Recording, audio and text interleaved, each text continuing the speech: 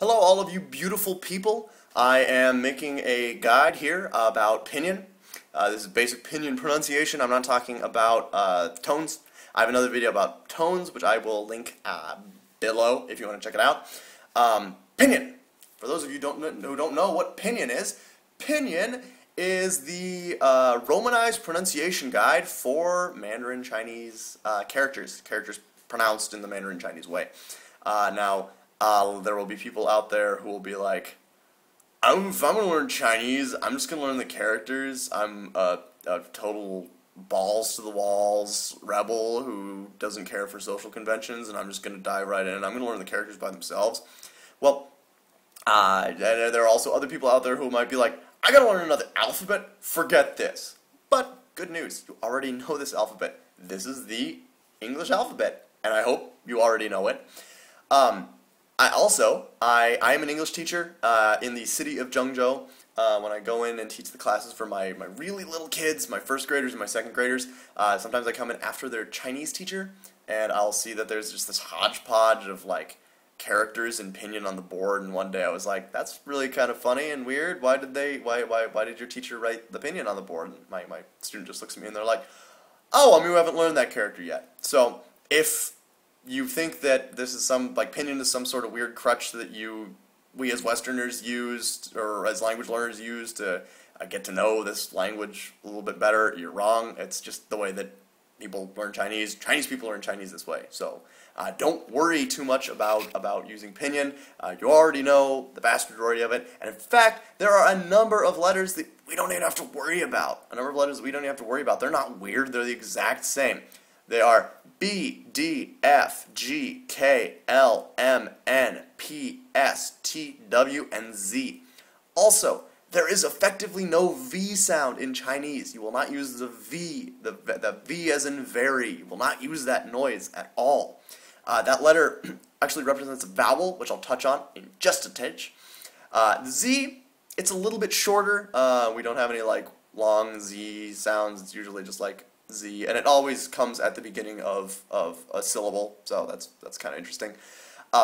Special consonants. We'll get right off the ground with special consonants. H. H. If you say your H just like you always say your H's, no problem. But if you want them to be a little bit more authentic, add a little bit of phlegm. It's like you're trying to cough up a hairball. So the word for to drink is huh. If I'm just saying my H regularly, it sounds like huh. If I say my H the more authentic way, it's huh. Kind of like coughing up a hairball thing. C. The C sound's an interesting one. We have in English we have two ways to say the k sound. That's C and K. In pinyin, we only use the K. K. K is the only one that does that. C makes a TS sound. You might be sitting there going, a TS sound? I don't think that I ever really make a TS sound like that. TS, think about the word like, the word cats. Some t's. Combine them together. Cats. T's, t's, t's. Me, I come from just a little bit of a musical background, and I think of this as kind of like that little riding the hi-hat riff, that sort of thing. So, that's our C sound. And that one takes a little bit of getting used to. You look at something and you automatically are like, C, it's like, no, it's actually a t's. Not bad. R. The R, if you say your R like a regular R, it's absolutely no problem. This is a super nitpicky thing. The R sounds just a little bit like a Z, but in the back of your mouth. So make a Z sound, and then move your tongue all the way to the back of your mouth like you're trying to say a J sound. And it's pretty brief. Like the word for person is, if you say ren, it's the same thing. People can understand you. But if you get some douchebag who really wants to criticize, you're like, you're saying your R wrong, and it'd actually be like ren, like that. There are three pairs of consonants that are just a little bit weird. They're a little bit troublesome, but they're not that bad. CH and Q, SH and X, ZH and J. And these are paired together because they effectively have the same sounds. CH and Q are effectively just a CH sound. SH and X are effectively just an SH sound. ZH and J are essentially just a J sound. Now, here is how you differentiate them. One is pronounced just like the regular thing. CH is pronounced like CH. SH is pronounced like SH. And ZH is actually pronounced like J, like the J sound. So we have ch, sh, and J. The Q, X, and J are pronounced in the front of the mouth. Now that you're like, what the hell does that mean? Put your tongue like you're making a T. Goes right behind your teeth. And then say a CH sound. So regular CH would be ch. Put your tongue behind your teeth and say CH. T. Open your mouth a little wider too. Ch, t, ch, t. Same thing with SH and X. Sh, s. ZH and J. J, d, j, d. Like that. Vowels. Go on to vowels. O. The O, most of our vowels, if there's a vowel, it's usually pronounced just like it's always pronounced in English. O. O is a bit of an interesting one. If you see an O just by itself, there's a consonant and then an O. That O, I always think that it's pronounced kind of like a really bad, like stereotypical Boston or New York accent. The example that I'm use here is FO, for, or. It's awful. It's just awful. Much like my impression of New Yorkers. I'm sorry if you're from New York. Or, for. OU. This is a good example of vowels that string together, which I'll talk about just in a really little bit. OU is just an O sound and a U sound.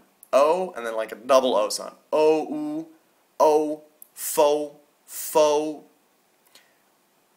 There are three ways to do this next sound, which are effectively the same. I said V would be a consonant. It would not be a consonant, but would be a vowel.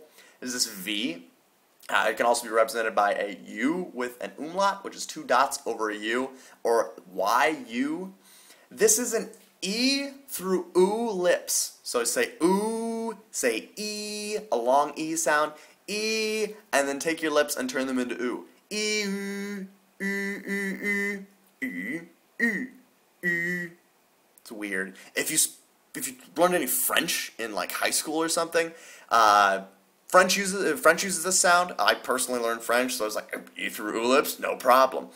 I and U are both kind of interesting because they change with those tricky pairs. That's CH and Q, the ZH and J, and the SH and X.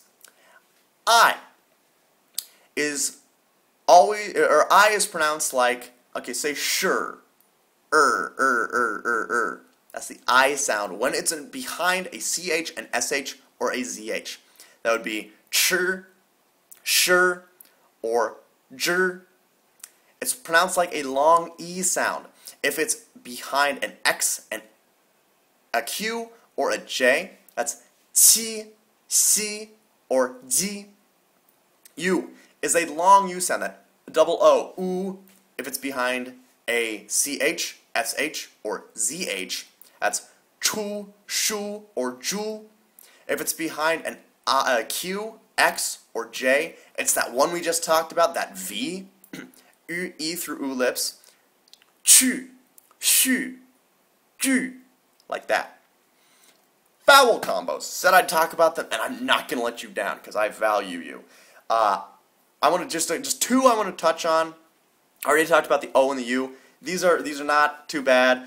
You just kind of string them together. So I and A, that's the E sound and an Ah sound. E, ah, ia, ia. They just blend together. Tia, tia. I, A, O. E, ah, U. Oh, I think so. Yao, oh. It's the same sort of like bad Boston impression sort of thing. Yao, yao, e a o, yao, xiao, like that. Endings. Important note that I probably should have put at the beginning is the fact that consonants always come at the beginning of the syllable. So unless it's an N or an NG, the only two consonant combinations you will see at the end of a syllable is an N or an NG. So it will be something like, usually they end in vowels. So it'll be something like qi, ji, xi, that sort of thing. But it could end in qin, xing, that sort of thing. I, N, or NG, exact same thing. I hope this helped. If it didn't help, please leave me some feedback below. Let me know how I can improve this video. If you hated it, leave me some just really creative hate mail. I would love to read it. If you were interested at all in this, if this really helped you, also please leave me a comment below. Let me know. If you're like, this is pretty good info, I want a little bit more. I really like the way that this guy talks with his hands. You can check out my website at radicalreaderchinese.com. I would love it if you would comment. I would love it if you would visit my site. And I would love it if you would just have a stellar day. Take care of yourself.